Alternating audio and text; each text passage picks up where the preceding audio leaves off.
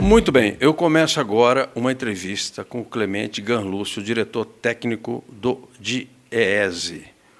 O Clemente tem uma longa trajetória pelo DIEESE e agora, em fevereiro, ele deixa a coordenação técnica e será substituído pelo Fausto, que é o professor Fausto. Eu queria conversar um pouco com o Clemente, um pouco a respeito da sua formação, de quem é o Clemente, também depois falar, evidentemente, do seu trabalho frente ao DIEESE. Clemente, eu sei que você é do Paraná, você é professor e sociólogo. Como é que você acabou, digamos, encostando seu barco no DIEESE? Olha, eu comecei a trabalhar no início dos anos 80, na área que eu atuo atualmente.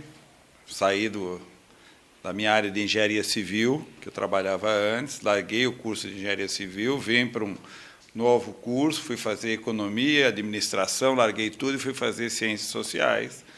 Depois atuei na organização de uma ONG no Paraná e Santa Catarina, em 4 cidades. Concluído esse trabalho de implantação e instalação, eu acabei vindo trabalhar no DIEESE, por uma série de contingências, para organizar o escritório do DIEESE no Paraná, em 1984. No Paraná, atuei numa subseção dos petroleiros e petroquímicos, foi a primeira subseção que depois se transformou numa subsede do DIEESE, numa subseção nacional. Trabalhei como supervisor do escritório do Paraná até 1989, e em 1990, quando o Sérgio Mendonça assumiu a direção técnica, eu vim, junto com ele, assumir a coordenação de escritórios regionais, depois coordenação de educação, e aí minha trajetória no DIEESE veio até 2003. Em 2004, assumi a direção técnica.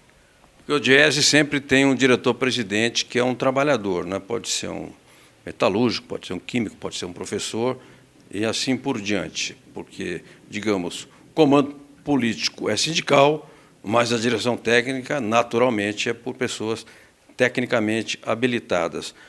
Agora, as pessoas, de um modo geral, não sabem direito o que é o DIEESE. O DIEESE é um departamento criado pelo movimento sindical.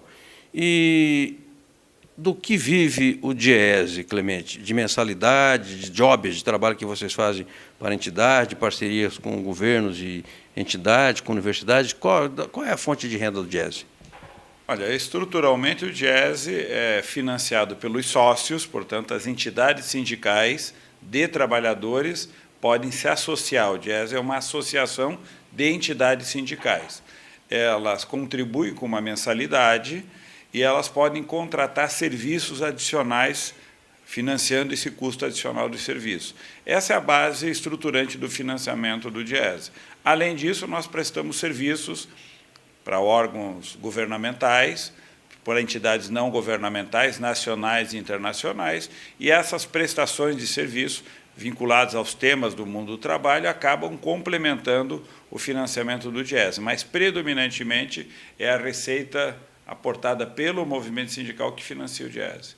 Perfeito, eu acompanho o DIEESE já há muitos anos, da época do saudoso Walter Barelli, né, seu histórico e mitológico, né, coordenador técnico, né, uma pessoa boníssima, né, de grande formação técnica e moral, mas também agora, presentemente, eu acompanho no Sindicato Metalúrgico de Guarulhos, e região que lá nós temos uma subseção que é coordenada pelo Rodolfo Viana, um economista ajuda demais o sindicato. Então, eu posso aqui dar o meu testemunho de que a presença de um economista ou de um técnico do DIEESE qualificado numa entidade ajuda demais. Lá nos metalúrgicos, Clemente, eu vejo muito assim, o Rodolfo, ele ajuda bastante nos acordos de PLR, ou seja, ele faz uma análise de setor, uma análise daquela empresa, se é SA, ele vê o balanço, ou ele busca outras informações para compor, digamos assim, um quadro da situação da empresa. Mas em que mais, além da PLR, além das campanhas salariais, em que mais o DIEESE assessora e ajuda o sindicalismo? Olha, tem uma série de pesquisas permanentes, pesquisa de custo de vida, de qual é a inflação, pesquisa do custo da cesta básica. Nós temos uma pesquisa que estima qual o salário mínimo necessário para fazer frente à política oficial de salário mínimo, pesquisa sobre desemprego, ocupação, qualidade nos postos de trabalho, pesquisas temáticas de assuntos, terceirização, jornada de trabalho, e também há uma área de pesquisa específica sobre assuntos sindicais relacionados aos salários, relacionados às greves, aos pisos salariais e aos acordos e convenções coletivas. Isso constitui uma base de informação que nós produzimos para o movimento sindical. Essa base gera estudos mais variados, notas técnicas, livros, publicações, anuários, e esses estudos se transformam em assessoria temática, assessoria para uma campanha salarial, para uma negociação de PLR, para uma negociação com o governo, com governos ou com o setor patronal. E há também todo um trabalho de formação sindical associado a esses temas. O Diese faz formação para preparar o dirigente para uma negociação, para planejar uma campanha, ou para dominar um determinado conteúdo, conhecer a questão da jornada, da terceirização, da rotatividade, os problemas que afetam o mundo do trabalho. Clemente Ganlucci, coordenador técnico do Diese. O Diese é muito identificado com a ideia de salário mínimo, né? Porque o Diese analisa o salário mínimo que é praticado e sempre trabalha com a ideia daquele salário mínimo real que vai ao encontro, digamos, da lei da criação do salário mínimo e também ao que está estabelecido na Constituição Brasileira de 88. Clemente, por que o salário mínimo é tão importante para os brasileiros? Ele não estaria defasado numa economia moderna, indústria 4.0, tecnologia de ponta? Por que o mínimo ainda tem esse impacto? Olha, o salário mínimo é importante não só no Brasil, mas como vem recuperando importância nas economias centrais, né?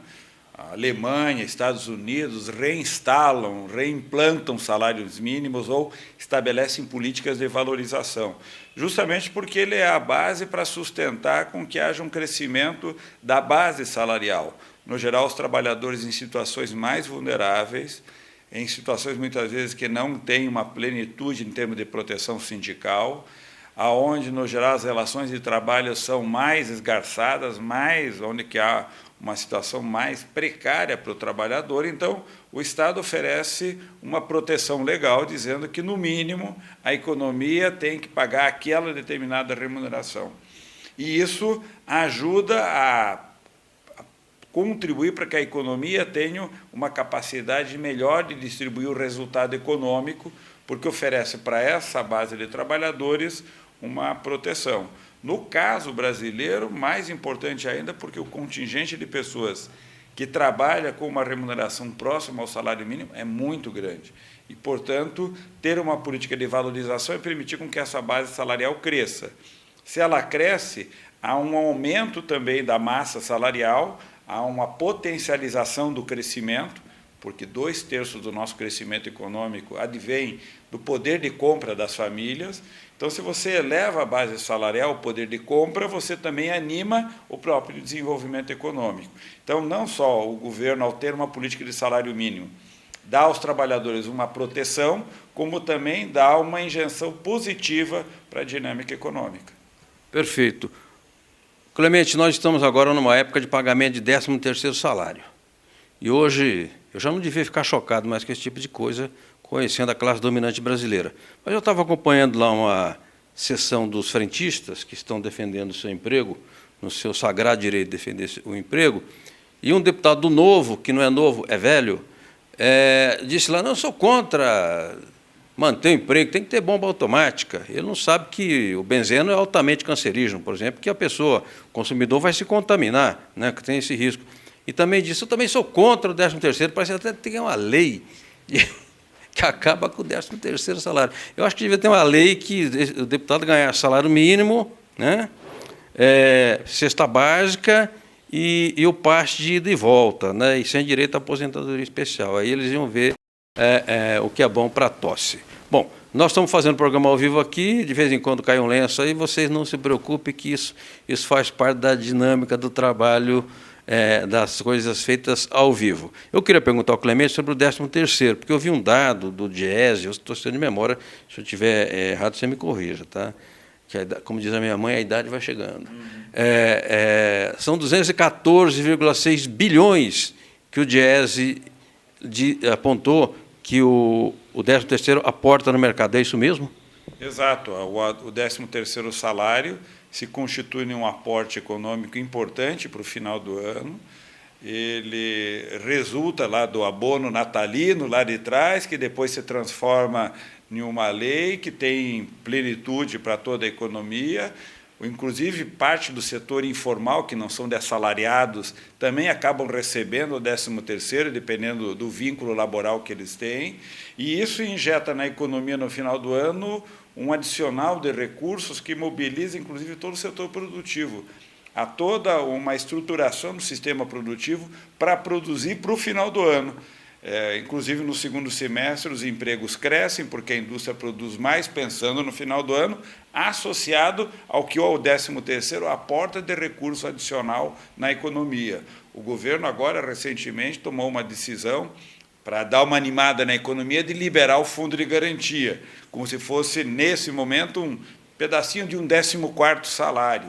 Tudo isso, na verdade, injeta um dinamismo à economia, e o 13º salário acabou se transformando nesse vetor indutor de uma dinâmica econômica especial no final do ano, porque é, como diz, o 13º salário, que, no geral, as pessoas usam para além de quitar dívidas, pagar, resolver seus problemas orçamentários, há também um gasto adicional vinculado ao final do ano, às festas natalinas, às férias. Isso tudo anima o consumo de toda a economia brasileira. Clemente, veja a ironia do destino, né? Esses neoliberais, o neoliberalismo não deu certo em lugar nenhum do mundo. Quebrou a Grécia, quebrou a Espanha, todo lugar desgraceira, né? Os bancos devem ganhar dinheiro, meia dúzia de capitalistas deve encher as burras de dinheiro, mas a nação e o povo são prejudicados. E aí se inventa um mito do mercado, que o mercado vai resolver tudo, que o mercado, etc, etc. Pois bem, eu esperei janeiro, fevereiro, março, abril, maio, junho, julho, agosto e assim por diante, e o tal mercado não botou dinheiro na economia brasileira, nem nas privatizações da Petrobras. As duas vezes em que o dinheiro chegou no mercado, por ironia, foi dinheiro do trabalhador, do Fundo de Garantia e do 13º. Portanto, Clemente, olha a importância que tem o salário direto e indireto do trabalhador. Exatamente. Na verdade, os sindicatos são um grande dinamizador da economia, porque, na medida em que eles atuam no sentido de favorecer uma maior transferência de recursos da produção econômica para os salários e não para lucros das empresas, eles estão fazendo com que aquele resultado econômico se transforme novamente em um dinamizador da própria economia. Quando a riqueza fica com lucros e o lucro é concentrado, esse lucro concentrado na mão de poucas pessoas não tem uma mínima capacidade de dinamizar a economia como tem os salários.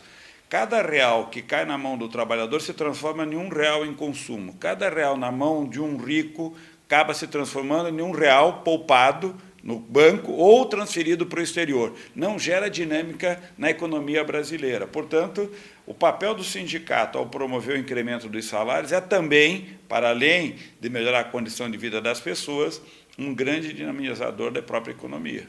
Beleza, beleza. Cíntia, nós estamos passando ao vivo no Facebook da agência. Está indo tudo bem? Tudo certo? Bacana. Então, um abraço aos que nos acompanham e nos acompanharão, porque, ficando na internet, você pode depois acessar a qualquer tempo. Agora, Clemente, eu queria falar de coisas mais gerais, né? O Brasil está numa crise desgraçada, uma crise no mundo capitalista, e os países periféricos pagam a conta dessa crise, e nós estamos vendo o mercado de trabalho ser praticamente desmontado, né? Primeiro houve aquela lei das terceirizações, depois a 13467, que é a reforma trabalhista do Michel Temer, depois uma série de medidas provisórias do Bolsonaro, presidente Bolsonaro, e agora a chamada MP 905, que altera muito as condições de trabalho, institui a chamada carteira verde e amarela, que não é patriota, é apenas patriotada, e o Diese produziu uma nota técnica interessante de crítica. Não é aqui fazer panfletarismo, é crítica técnica, com elementos, com argumento, com dados. Então, eu queria que você falasse um pouco da nocividade dessa nova MP que jogaram no colo dos brasileiros. Olha, é uma medida provisória com um vasto número de temas e assuntos, de questões. Isso já contraria o sentido de uma medida provisória. Uma medida provisória tem que ter um objeto específico e uma urgência. É necessário que tenha uma atuação imediata. E aí o governo edita uma medida provisória. Os assuntos que estão tratados nessa MP 905 são os mais variados, desde a carteira verde e amarela, que é um tipo de emprego para jovens de 18 a 29 anos, sem contribuição social por parte patronal, portanto, faz desoneração tributária. Diz que agora quem vai pagar essa desoneração é o desempregado, com desconto sobre o seguro-desemprego do INSS. Então, a empresa é desonerada e o desempregado paga aquilo que a empresa deixa de pagar.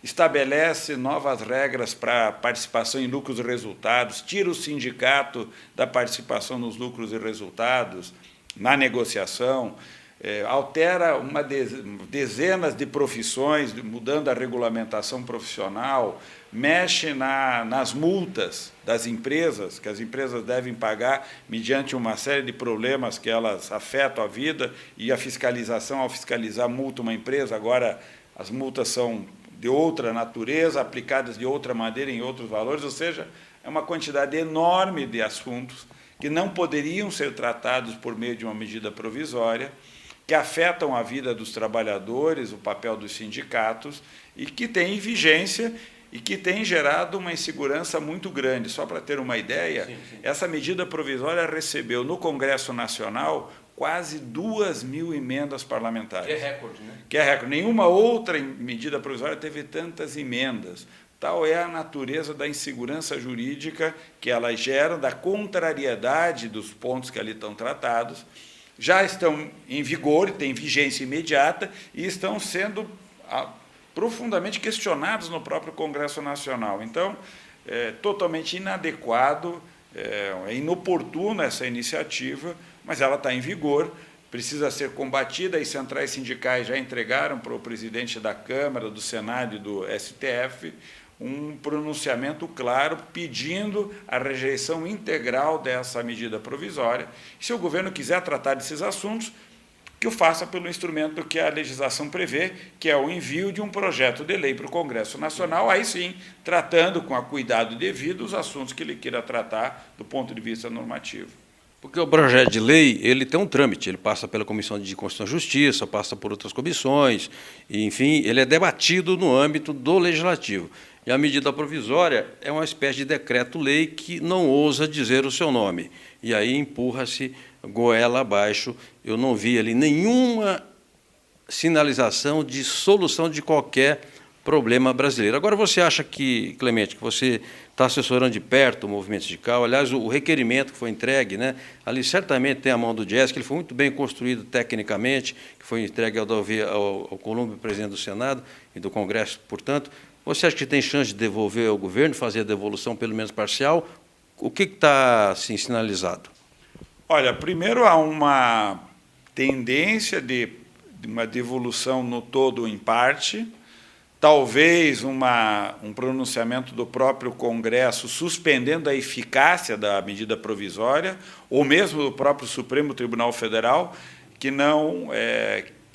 na verdade, suspenda a eficácia, ou seja, a medida provisória não teria efeito imediato, e somente como um projeto de lei, depois de tratado no Congresso, deliberado, aprovado e sancionado pelo presidente, que entra em vigor, ou seja, a regra seria construída, aprovada, debatida, e só depois entraria em vigor, diferente de uma medida provisória que tem vigência imediata, ou seja, independente das críticas, das soluções e das decisões futuras, a medida já está em vigor, o que gera muita insegurança jurídica.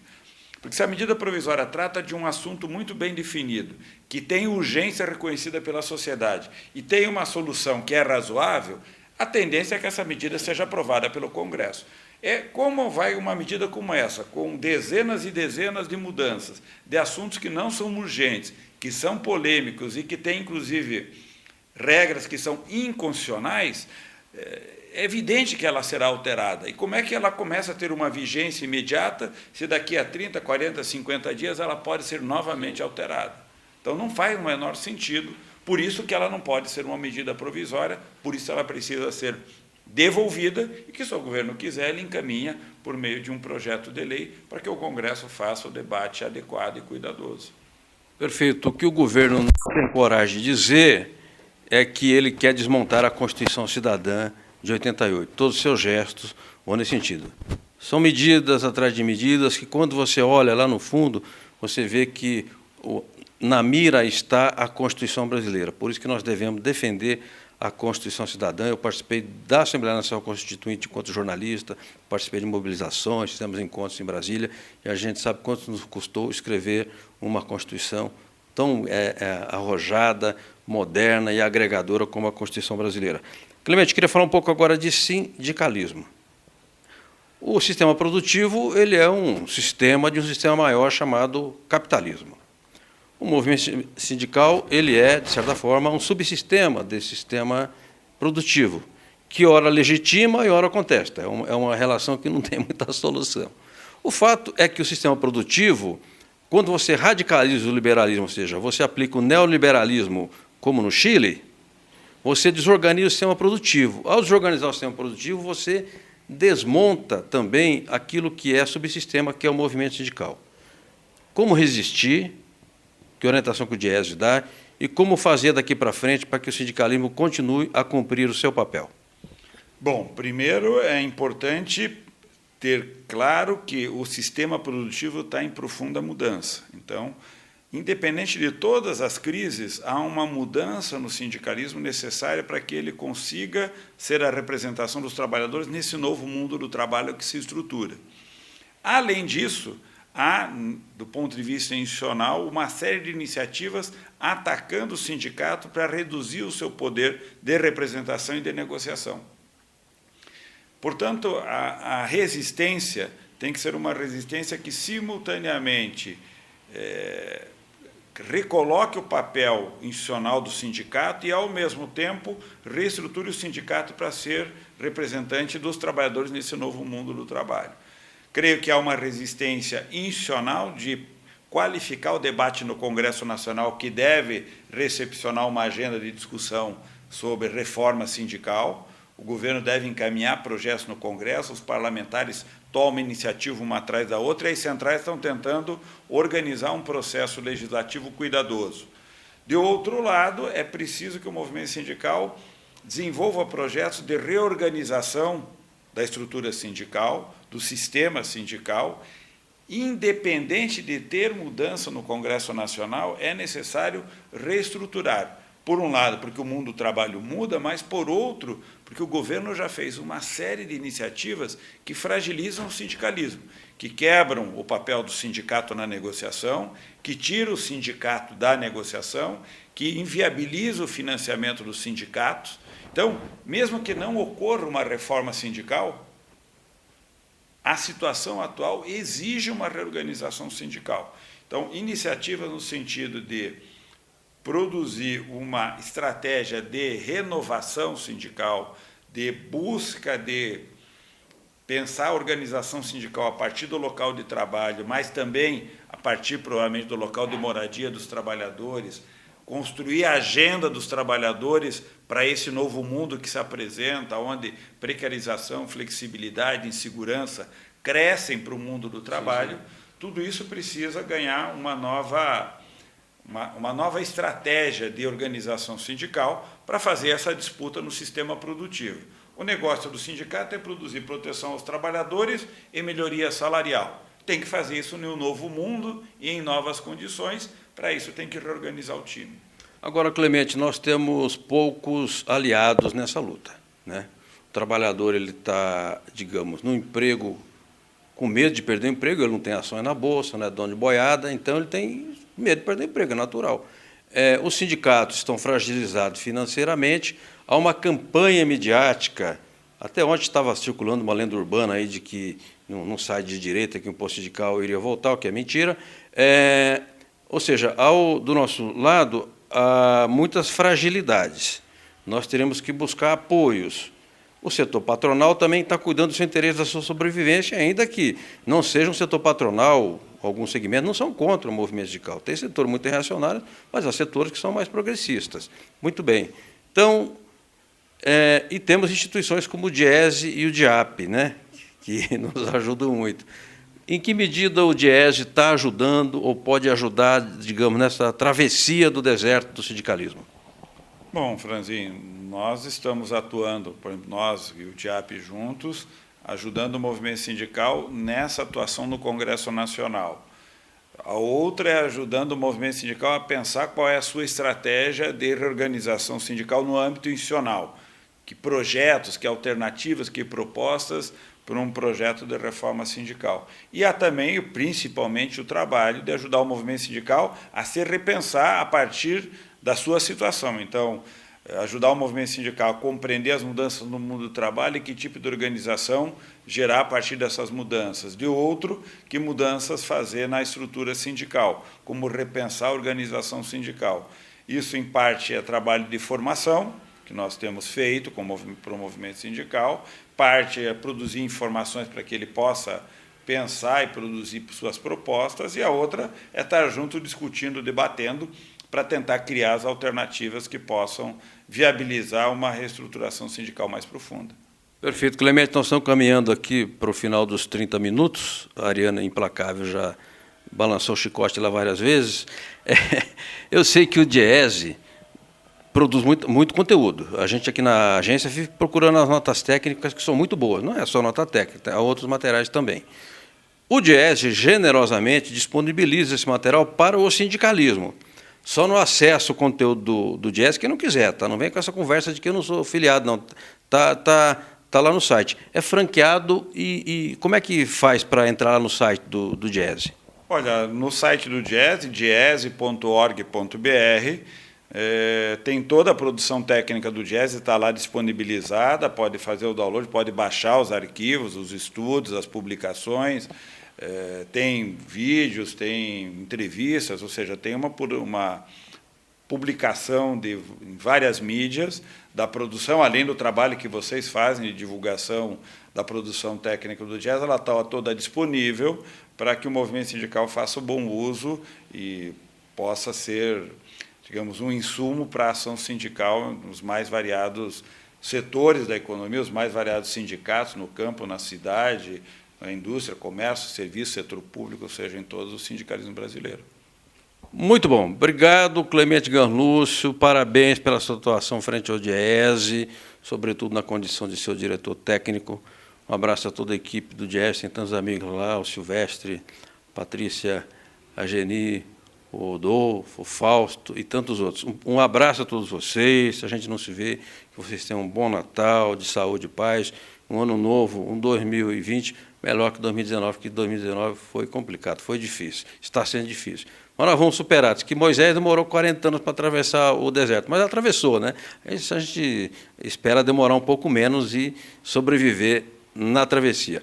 Muito obrigado a todos e a todas. Até um próximo programa de balanço, que será com o Murilo Pinheiro, presidente do Sindicato dos Engenheiros do Estado de São Paulo.